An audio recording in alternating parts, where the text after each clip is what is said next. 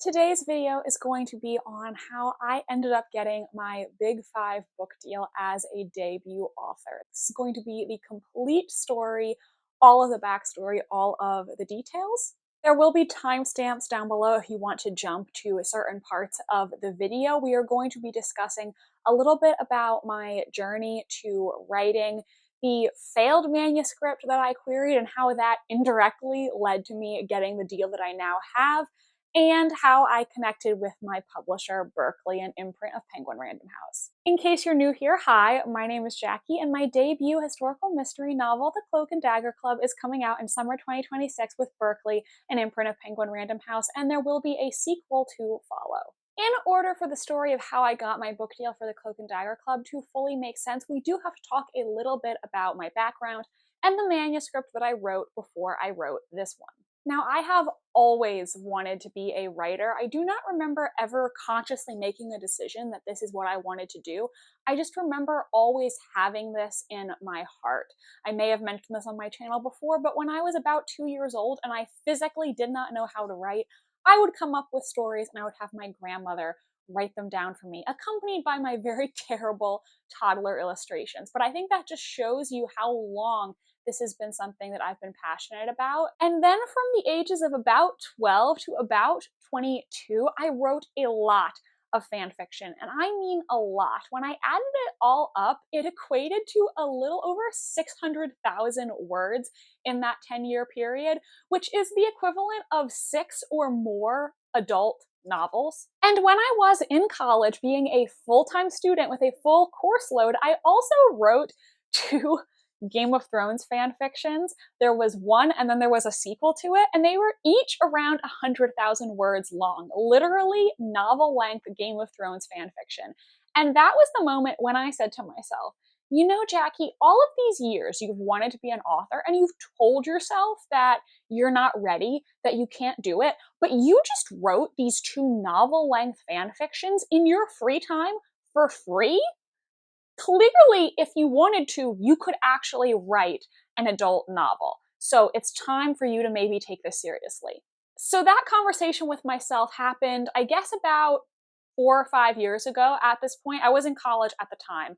And I had in high school come up with ideas for original novels, and I even started writing some of them. However, none of them ever ended up getting finished. At that point in time, I thought that I was going to be an author of like young adult mystery thrillers, because in high school, that's what I enjoyed reading. And then as a college-aged adult, I was starting to drift away from reading young adult literature, so I thought that I would become an author of adult thrillers. And I really enjoy reading adult thrillers. I still read them a lot. And so I thought that's what I was going to write, and I thought that was what was going to give me the highest chance of success as an author, because in my mind, adult thrillers were popular, adult thrillers were what sold. So I thought if I wanted to become a published novelist, this was going to be the best genre for me and give me the highest chance of success. When I was in college, I even wrote about 100 pages of a thriller novel, but then I never finished it. And I think the reason I wasn't having success writing thrillers is because even though I like reading them, writing them just wasn't really bringing me joy. I think with thrillers, a lot of times you have unlikable main characters who are struggling with their inner demons or keeping secrets. And I think I was having a hard time because I was writing these books and I do think they had really good concepts, but I didn't like anybody that I was writing about. And so there wasn't really that character for me to latch onto. It just wasn't working for me personally because I just couldn't stand the main characters in my own books. But then I did end up writing my first full-length, complete novel, and it was a historical mystery set in the Regency period entitled Murder Comes to Mayfair. Now, Mayfair, I don't even really like the title Murder Comes to Mayfair, to be honest with you, and if this book ever sees the light of day, I might inquire after a potential title change.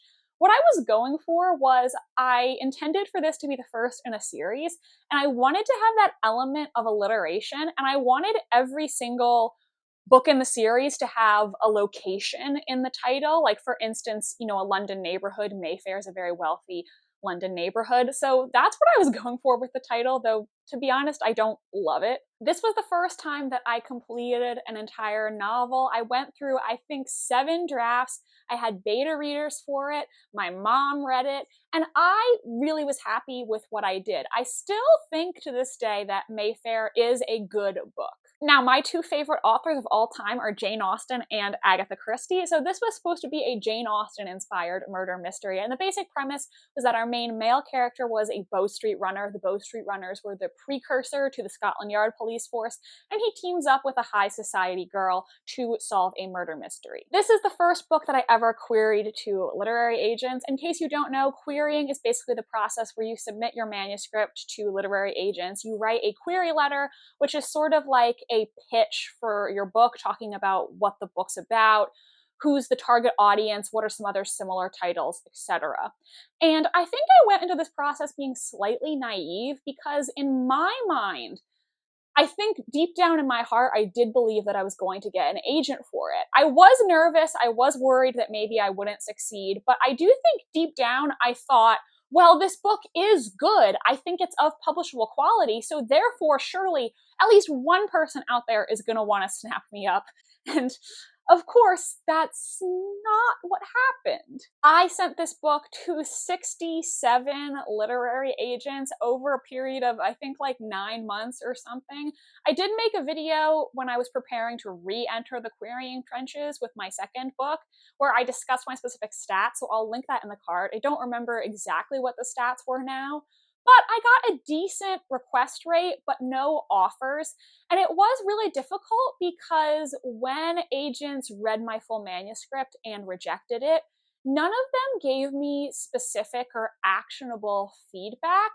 So it was a disheartening experience, and it did lower my confidence. I had felt really great about this book when I started, and now people were just telling me no over and over.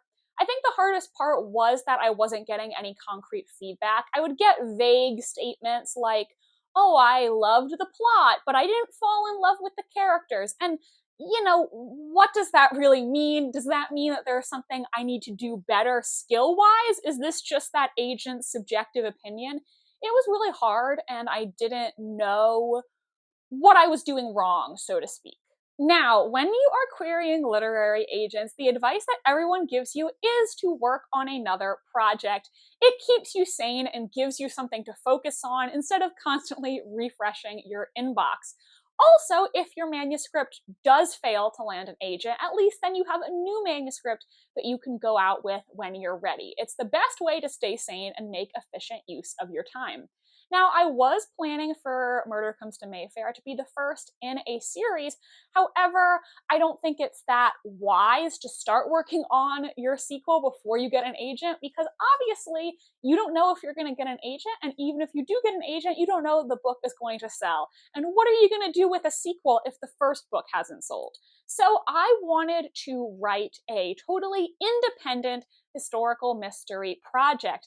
And I told myself that this book was going to be a standalone so that if Murder Comes to Mayfair got picked up, I wasn't in the middle of writing 2 different series. And so this is where the Cloak and Dagger Club came into being. This book is inspired by the Detection Club, who is a real-life mystery writers society based in London. The group was founded in 1930, and its founding members included very famous Golden Age mystery writers like Agatha Christie and Dorothy L. Sayers. Remember, I said that Agatha Christie is my other favorite author next to Jane Austen. So really, my 2 favorite authors were some of the inspiration for these 2 projects.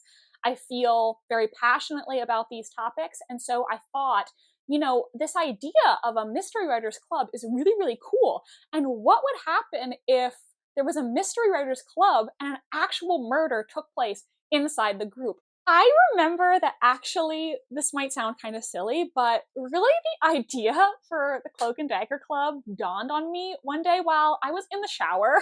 I think I had read recently about the Detection Club, and I was in the shower thinking, and I got this idea for a book. And I remember I got out of the shower, I went to go talk to my mom, and I told her, hey, I have this really great idea for a book. And I was telling her all about it, like, oh, don't you think this sounds so cool? And my mom was just like, Jackie, I don't want to hear about your idea for another book until you finish this book. I think this must have been while I was still editing Murder Comes to Mayfair. I got this idea, I think, before I even started querying that. So at the time, I was really excited about this new idea I had, and my mom did not want to freaking hear it, which I understand. She really just wanted me to finish one book at that point before I thought about a new idea. And later, once I had accomplished that, she was much more excited about my new idea, and she agreed with me that my idea for the Cloak and Dagger Club was a really great idea. The autumn of 2023, I started the first draft of the Cloak and Dagger Club. At this point, I was querying, and while I was writing, I was getting rejections from agents who had my full manuscript. So I was at first really struggling to get into writing the Cloak and Dagger Club because I was feeling very discouraged by the rejections on Murder Comes to Mayfair. And at this point in time, Murder Comes to Mayfair was the only book that I had ever successfully completed, and I felt so strongly about it. I loved the book, I loved the characters, and I still do feel that way. But I was much more emotionally attached then than I was now, because this was my metaphorical baby, so to speak. This was the first book I'd ever written. I'd put so much time in it, and I thought it was genuinely really good. So getting all these rejections was making me lose confidence and question myself, question my own abilities. Eventually, at a certain point, though, I was starting to get ready to move on. Things were not going my way, and so I told myself I needed to look towards the future.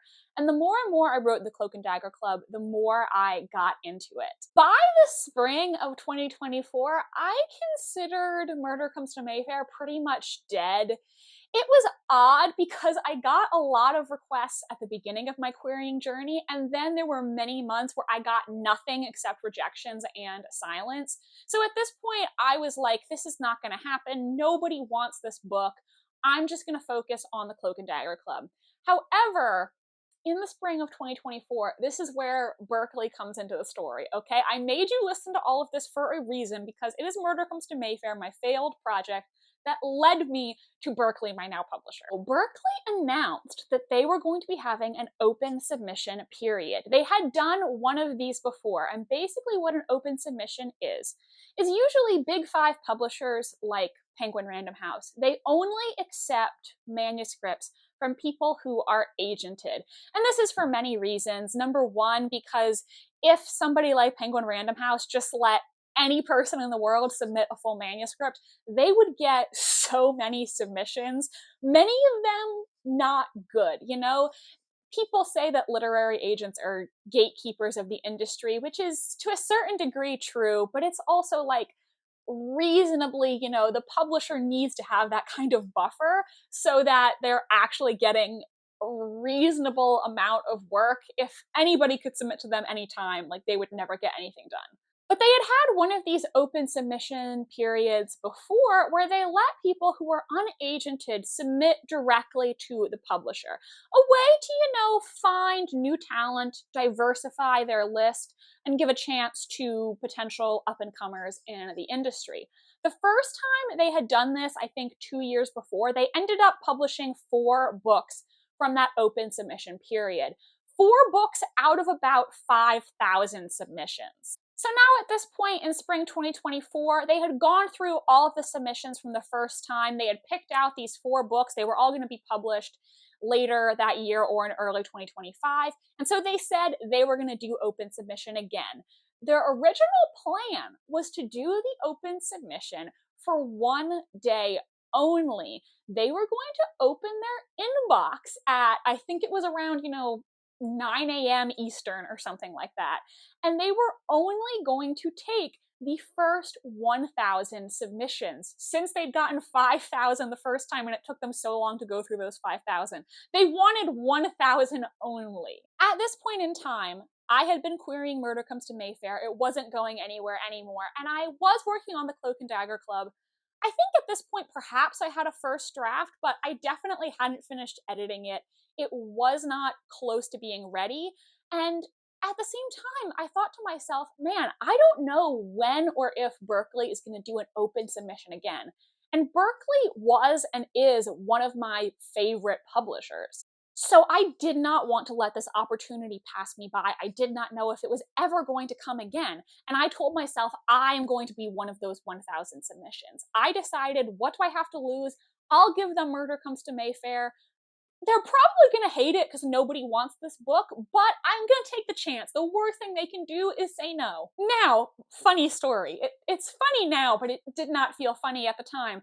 When the day of the open submission came around, I had prepped all of my materials. I had the query letter for Berkley. I had copied the exact number of pages they wanted with the submission. I was ready to go, and I was on my computer at 8:59 a.m. or whatever time it was, ready to be one of those first 1,000. However, when the clock changed, I tried to submit and the website had crashed. So many people had logged on, desperate to be in those 1,000 submissions, that we crashed the freaking website. So I could not submit my materials that day, and Berkley ended up saying, due to technical issues, the open submission has been delayed. We will re-announce another date later. At the time, I was devastated. I was like, who knows when they're going to reschedule it for? Are they even going to reschedule it? I don't know what's going to happen. And, this chance now is gone. Then a little bit later, I think it was now May 2024 or something like that, Berkley said, okay, here's what we're going to do. Since you all were so excited that you crashed the site, what we're going to do is we're going to open for open submission on a 3-day period, and we'll accept however many submissions that we get in those 3 days. I ended up submitting Murder Comes to Mayfair in that 3-day window, and I later listened to a podcast with the editor-in-chief of Berkley where he said that during this open submission period, they received a little over 3,000 submissions, so not as many as the 5,000 they got back in 2022, but much more than the 1,000 they originally wanted. And basically with this open submission period, all of the materials were going to a shared inbox that any editor at Berkley had access to. And they did say, we are going to respond to every single person who submitted. Now, because of that, it was going to take time, because if you had to go manually through 3,000 submissions, that is a lot of submissions, and you're also doing this on top of your normal workload. So I submitted Murder Comes to Mayfair. I had the query, I had the sample pages, and I was like, okay, well, let's just see what happens. They're probably going to say no. And then many months went by. We are now going to fast forward to October 2024. At this point, I have been through, I think, 7 drafts of the Cloak and Dagger Club. It's gone through 2 rounds of beta readers. I had my query letter, and I was about ready to start querying the Cloak and Dagger Club. Then I get a response to my submission to Berkley, and it was a note from Annie Otters, one of their editors, saying that she really enjoyed the opening pages of Murder Comes to Mayfair, and she wanted to read the full manuscript. I was floored, to say the least. I actually filmed this clip at the time. I'm going to play it for you. So today is October 9th, 2024, and an editor at Berkley currently has my first manuscript, Project Mayfair. I sent this in May as part of Berkley's open submission program. Totally gave up all hope after 67 queries to literary agents, 3 of which are currently still pending. I sent people material and they haven't gotten back to me yet as of this moment. And 145 days afterward, after I submitted to the open submission, I got a request from a member of Berkley's editorial team, which is so crazy because I was literally planning to start querying my next manuscript next week. I just am so excited that somebody who works at Berkley, an imprint of Penguin Random House, read my first 10 pages and thought they were good. Like, no matter what happens, I'm so excited. And honestly, like, they're probably statistically not going to acquire my book, but I just wanted to have this clip in case for some reason they do, so we can all look back on this moment in the future. But I'm, like, so scared right now. Like, she has it, and she seems very nice. Like 18 minutes after I sent her the email, she confirmed receipt and said she's excited to read it. So, this is crazy. I'm also freaking out because somebody on Reddit who was published via the Berkley submission program said they got back to her with an offer of publication within the week. Which is ridiculous. Like, they told her, she said that within a week they told her that they wanted the book and they'd already been through acquisitions. So that freaks me out. Like, your entire life could change in 1 week. Can you think about that? But I'm still going to proceed as normal with querying Project Dagger. And we'll see. I really thought this manuscript was done. We're going to see what happens. If I don't get an offer of publication, you're never going to see this clip. But if I do, I have this moment captured for posterity. Oh my god, I'm freaking out. I was shocked that somebody who was employed by Penguin Random House had read my pages and didn't think they totally sucked. Obviously, I had been rejected more than 60 times at this point, and my hopes for this manuscript were not high, but tentatively, I sent the full manuscript off to Annie. I was a little nervous because I was planning to query my new book, again, in the next 2 weeks. So I did tell her, hey, here's the manuscript. Thank you so much. Just so you know, I am about ready to start querying a new project, which is a Agatha Christie inspired mystery set in the 1930s. And Annie just said, thank you very much. I can't wait to read. I then queried the Cloak and Dagger Club and ended up signing with my now agent, Abby Saul, in a matter of weeks. I don't need to retell that whole story because I discussed it in my How I Got My Literary Agent video. I will link that in the card. But it was a very quick querying process. Abby was actually the second person that I queried. At the time that I signed with her, I did tell her that I had submitted this previous manuscript to Berkley's open submission, and Annie had requested it. I was very nervous about this for some reason. I was totally being anxious and overreacting, but for some reason in my head, I was like, is she going to be mad at me that I have this other manuscript out with an editor? Logically, why would she be mad about that? It's not like I did anything wrong. It was something I had done before I met her. And it wasn't like it was going to ruin anything, but I'm a very anxious person. So there was a part of me that was like convinced that for some reason Abby was going to be mad that I had this manuscript with Berkley and she was not going to want me anymore.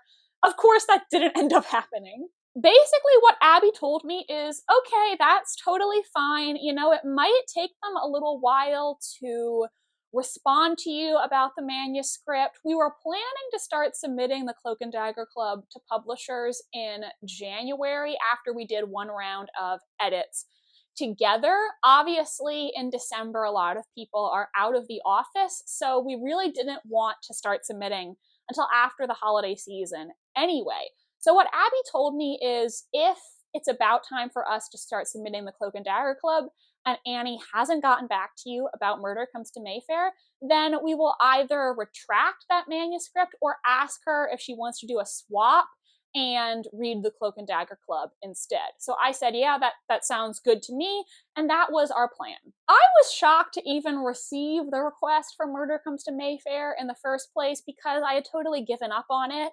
And also at this point, I was assuming that Annie didn't like the manuscript because Bryn Donovan, who is one of the authors who was chosen through the first open submission period, I saw a post from her on the Pub Tips subreddit, or a comment, I think, and she said that after she submitted her book, Her Night at the Museum, that was published via Berkley's open submission period, she heard back from the editor with an offer of publication, I think she said in a week.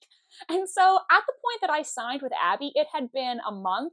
Granted, a month is not a long time in publishing, but I was like, well, they got back to Bryn in a week, so that probably means they don't like mine. That's what I was thinking, and I was convinced that Annie was going to reject me. It was only a matter of time. So I go about my business, I sign with my agent, I announce that I signed with my agent, and I am working on the edits to the Cloak and Dagger Club that my agent has suggested. let's set the scene. It is now December 2024. It is about 2 months after I got the request from the open submission, and it's been about a month since I signed my contract with my agent. I was almost done the edits to the Cloak and Dagger Club, and I was currently on a trip to Canada with my mom to go to the Christmas markets. There was one night we had been out all day sightseeing, and we decided to go up to the hotel bar. This hotel had a bar that was like up at the top of the hotel so that it had a panoramic view of the city. And we sat down, we ordered some cosmopolitans, and I was on my phone. I refreshed my email. Obviously, I'd been out all day. I hadn't checked my email. So I had like 50 messages or something ridiculous. I was just going through, deleting most of them. And I saw that one of the emails was from Annie. And right before I clicked on the email, I was thinking in my head, oh, so here's the rejection. I've been waiting for it. Here it is. Except I clicked on the email and it wasn't a rejection. What Annie said in the email was basically, hey, Jackie, I read Murder Comes to Mayfair. I loved it. I gave it to some of my colleagues at Berkley and they loved it. Can you get on a call with me to talk about it? And when I say my soul left my body in that moment, I don't even think that's an exaggeration. I read the email twice to confirm that it said what I thought it said. Like, yes, she used the word loved. She loved it. She gave it to her colleagues and they loved it. And she wants to get on a call with me. And she didn't say she was going to offer publication, but, she said they all loved it. She didn't mention wanting any edits, and she wanted to get on a call. So I was like, oh my God, is she about to offer me publication for this book that 67 were not interested in? I couldn't believe what was happening to me. I felt like this was a hallucination. I told my mom and we both lost our minds. And then I was panicking. I was panicking because I had already in my mind given up on this book. And I was already thinking about how I was going to start submitting the Cloak and Dagger Club in a little over a month. So I did not know what was happening. I didn't know what this meant. I was like, so if she wants to publish Murder Comes to Mayfair, does that mean the Cloak and Dagger Club is not going to go anywhere? And, to be completely transparent with you, I think the Cloak and Dagger Club is a better book than Murder Comes to Mayfair is. Obviously, that was my first time writing a book, and I do still think that book is really good. I just felt like the Cloak and Dagger Club was better. I felt like it was more original, and I had done these edits with my agent on it. I felt really, really good about it. And actually, like I said, originally I'd written the Cloak and Dagger Club to be a standalone. If you read the Cloak and Dagger Club, the ending is perfectly satisfying. You don't need a sequel to it to feel satisfied. But I just loved writing it so much, and I'd kind of emotionally moved on from my first book at this point. So I really wanted to make the Cloak and Dagger Club be a series now. I had talked to Abby, my agent, about it, and she had agreed that she thought it would be good as the first in a series. So even though I was very excited that Annie loved Murder Comes to Mayfair, I was also panicking because I was like, what does this mean for the Cloak and Dagger Club and my dreams for the Cloak and Dagger Club? I emailed Abby. I don't even remember what I said in this email. I was panicking. I was freaking out. And I was like, Abby, tell me what to do. I don't know what's happening. I don't know which way is up. Like, please help me. Now, of course, Abby is a professional. She has many years of experience in this industry. And so while I was panicking, she was very calm, cool, and collected, or at least seemed like she was calm, cool, and collected. To me, she talked me off the ledge, told me not to panic. And while I was still in Canada, the day that I was coming back, she actually arranged with Annie to speak to her about what was going on. And so then when I got back home from Canada, Abby called me on the phone and we talked. She said that she had spoken with Annie And Annie and Berkley were interested in offering a 2-book deal for Murder Comes to Mayfair. They wanted to buy Murder Comes to Mayfair and a sequel to that book. Now, Abby and I had talked, and she had asked me, would you still want to publish Murder Comes to Mayfair if that's what this is, if that's what they're offering? And basically what I had said to her is I would still be interested in publishing it if that's what they're offering, but I'm not willing to publish it at the expense of the Cloak and Dagger Club. If it had come to a point where I could only choose one, I was going to choose my new book because that was the one that I felt stronger about, the one that I felt was a better book. And I also, in hindsight, felt like the Cloak and Dagger Club made more sense as my debut novel because I felt like it had a more original premise. And also, I felt like it didn't need a sequel in the way that Murder Comes to Mayfair needed a sequel. Because if you read Murder Comes to Mayfair and there was no book 2, it does wrap up all the plot threads in regards to the mystery, but there is still clearly a lot more from the characters. There's no romantic resolution. And so I felt like the Cloak and Dagger Club made more sense for that to be my debut novel. So, because I had said all of that to Abby, what Abby told Annie is, hey, this is great. We love to hear this, but I want to tell you about this other book that Jackie has written. It's almost ready to go. And she gave Annie, the little pitch for the Cloak and Dagger Club. And what Annie told her is, hey, this sounds really, really good. She actually talked to some of the other people at Berkley about it, and they all thought that this sounded like a book that would really fit on their list at their publisher. So it's December 2024, and what Annie ended up asking Abby is, well, will you give us an exclusive on the manuscript for the Cloak and Dagger Club through early January 2025? Abby asked me if I was okay with that, and I said absolutely. Both of us, we agreed, what do we have to lose? Because we weren't planning to submit this book until late January anyway. So if they want to read this and get back to us in early January with a decision, then, even if they don't like it for whatever reason, we haven't lost any time. There's really no downside to accepting this offer. And remember, from the jump, they were interested in offering a 2-book deal. So Abby said to me, well, maybe they'll want to make a deal where they're going to publish Murder Comes to Mayfair and the Cloak and Dagger Club. You could potentially write 2 series if they're interested. And that was kind of what we were talking about. And I had actually reread Murder Comes to Mayfair on the plane home from Canada because it had been so long since I read it. I wanted to make sure that it was fresh in my mind if Annie wanted to talk to me about it. And when I reread it for the first time in many months, I did really like it. I did, kind of fall in love with it again. I was reminded why I loved it, and I loved the characters. So I was, excited for them to potentially publish that book. I just didn't want to give up on the Cloak and Dagger Club, which I felt so strongly about.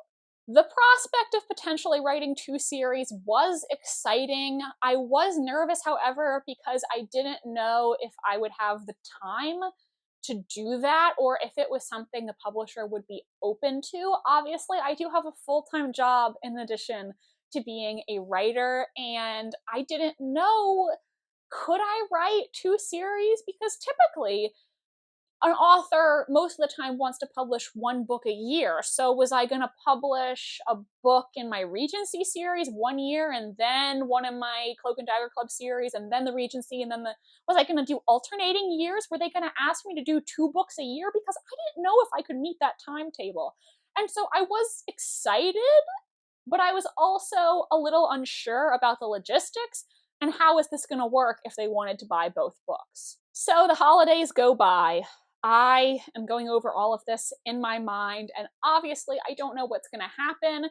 I did feel deep down, if Berkley liked Murder Comes to Mayfair enough to publish it, I told myself, well, if they liked that enough, I don't see why they wouldn't like the Cloak and Dagger Club, because again, I felt that it was a better book. So I felt if they really loved Murder Comes to Mayfair, then logically they should love the Cloak and Dagger Club even more. And so I kind of felt like, yeah, they're going to offer on it, but I was also not sure. Obviously, you don't want to count your chickens before they hatch. And so I spent the holidays having a lot of anxiety, wondering what they were going to think about the Cloak and Dagger Club. So it is now January 2025, and Abby calls me yet again. She's heard from Annie, and basically, what Annie said is, to summarize, all of us at Berkley, we loved Murder Comes to Mayfair. We all thought it was really good, but we're obsessed with the Cloak and Dagger Club. We love this one even more. We want this. Can, you and Jackie talk to me about it? So we arranged the call with Annie. It's the three of us on Zoom together. And I was really nervous. I was going to talk to a professional editor who works for Penguin Random House about my book. And so what we ended up discussing was that Murder Comes to Mayfair, they had really liked it, but at this point, because they liked the Cloak and Dagger Club so much, they wanted to just focus on that as a potential series, and they wanted to buy the Cloak and Dagger Club and a sequel to that book. However, Annie was definitely open to doing edits on Murder Comes to Mayfair in the future, and that is something that I will potentially someday revisit with her if that's what I feel called to do. Ultimately, I was a little sad that Murder Comes to Mayfair wasn't getting published, because I had just reread it and remembered why I loved it. However, I do think that this is the right choice for me at this point, because like I said, I was really nervous about potentially writing 2 series. I didn't know if that was something that I would be able to do. And if I had to choose one, the Cloak and Dagger Club was the one that I wanted to choose. So I do think career-wise and life-wise, this is the smart choice for me, and it's a choice that I feel good about.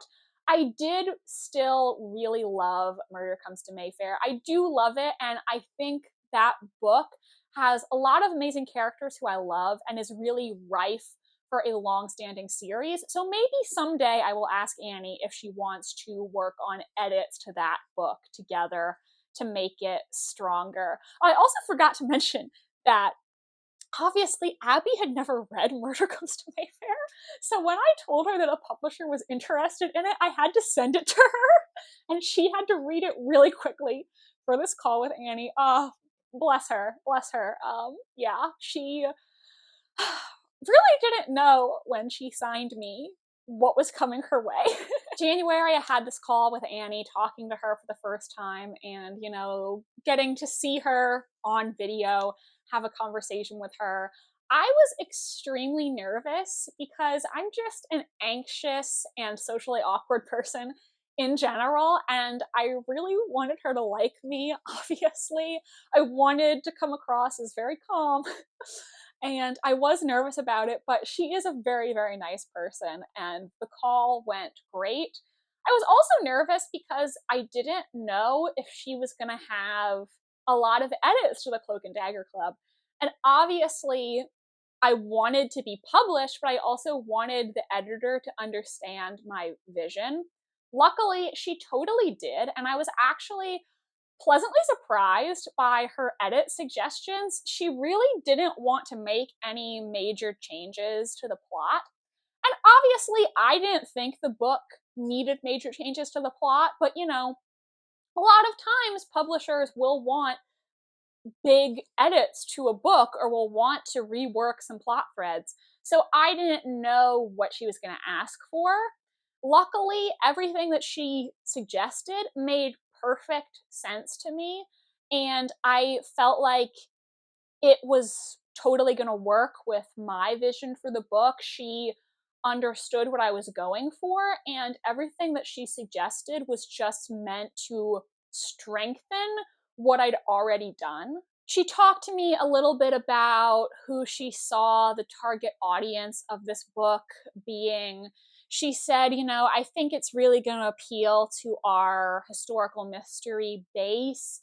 I think it could appeal to people who love those sort of feel-good mysteries in the vein of like the Thursday Murder Club. And I love the Thursday Murder Club. So that sounded good to me. She even said, I think because of the romantic storyline in this book, that it might have some crossover appeal to people who are predominantly romance readers, which was not what I was expecting to hear, but it sounded good to me, all these ideas that she had for who the target audience of the book was. I also remember very vividly that she said one of the things that she'd been looking for as an editor was a historical mystery with a Deanna Raybourn-esque romance. And the Veronica Speedwell mysteries by Deanna Raybourn were actually the books that inspired me to switch genres and become a historical mystery author. Deanna Raybourn is published by Berkley.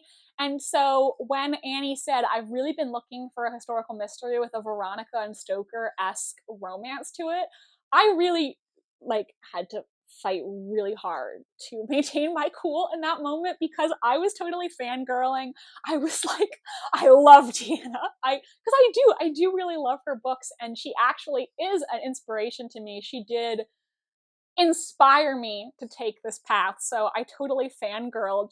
But luckily, Annie is a big Deanna fan too, and she actually told me that Deanna Raybourn was the first author to ever mention her, Annie, in her acknowledgement section, which was a really cool experience for her. So we did have that in common. We're both Deanna Raybourn fans. And now I'm gonna have the same publisher as Deanna. Like, guys, what if she reads my book?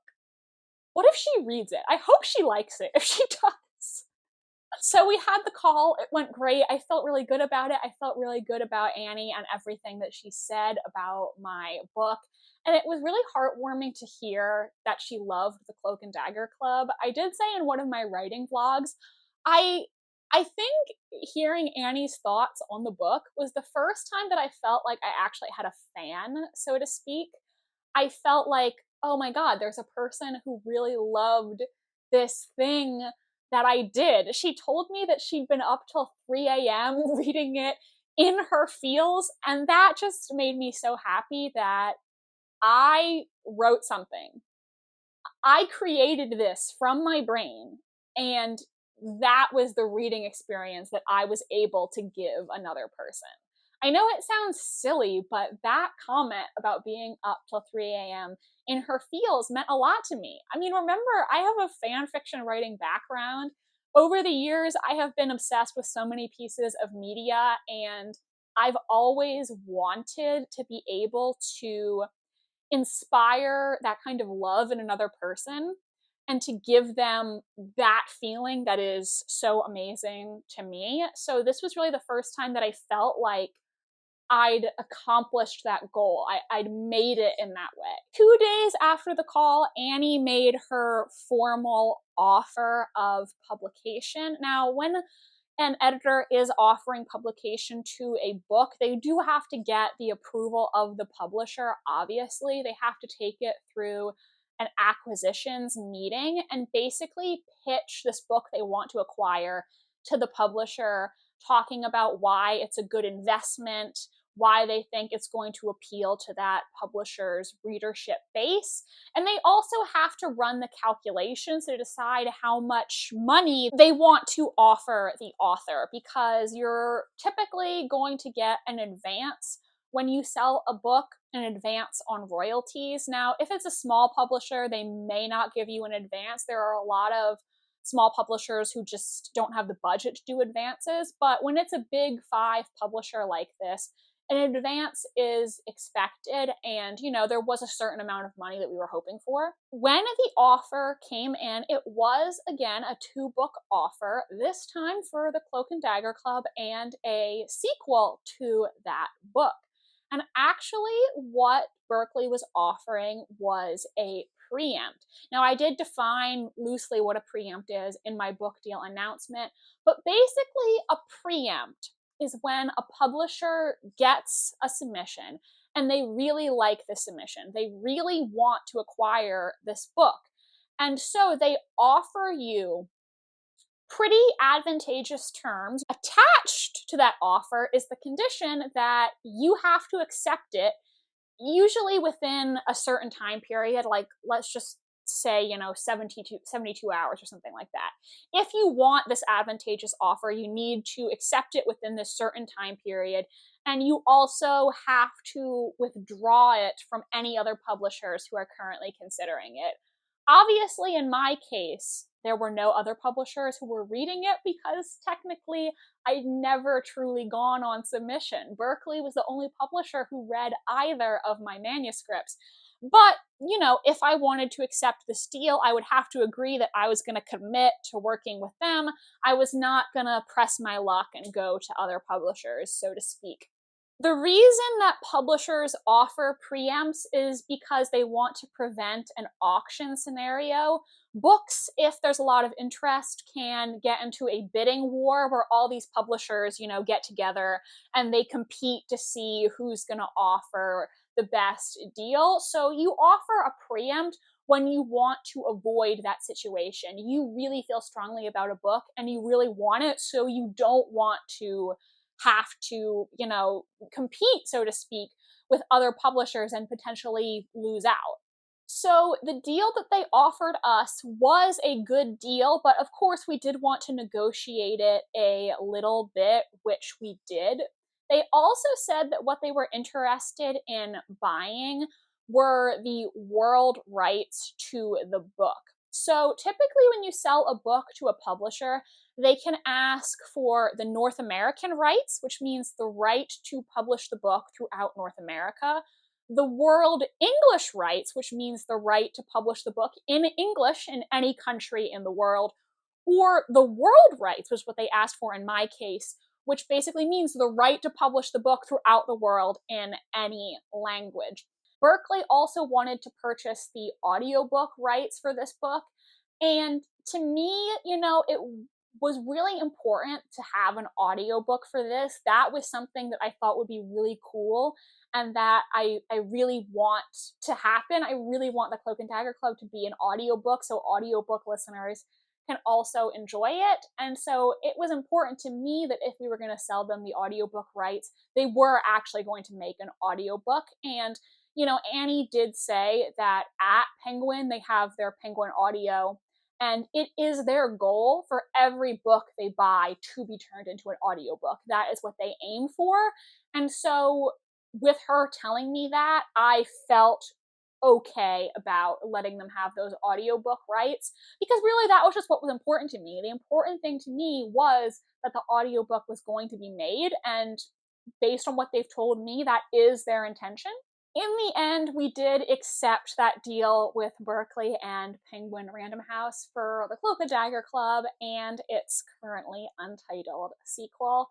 And I'm really happy with how everything worked out.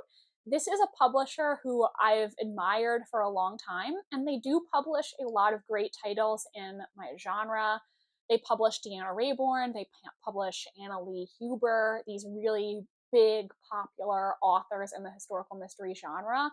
And ultimately, what was really important to me was finding a publisher who loved my book and who understood my book. And I do feel like that is the case with Annie and the team at Berkley. We've already completed the edits on the Cloak and Dagger Club together. It is off with the copy editor, and I feel really good about what we've done together. So this is the unusual story of how I got my book deal. If you watched this entire video, why don't you leave a pink heart emoji in the comments section, and please do give this video a like if you enjoyed, and make sure that you're subscribed to me. Did you know that on average 60% of the people who watch my videos aren't subscribed? So if you're here and you're enjoying, why not hit that subscribe button, guys? It's free. If you have any other questions about my book deal and this process, do drop them in the comments. And if you want to watch another one of my videos, I recommend this one. This was an authortube Q&A where I answered writing and publishing questions from my subscribers. Thank you so much for being here today. Make sure to subscribe. I post new videos every single week, and I will see you next time. Goodbye.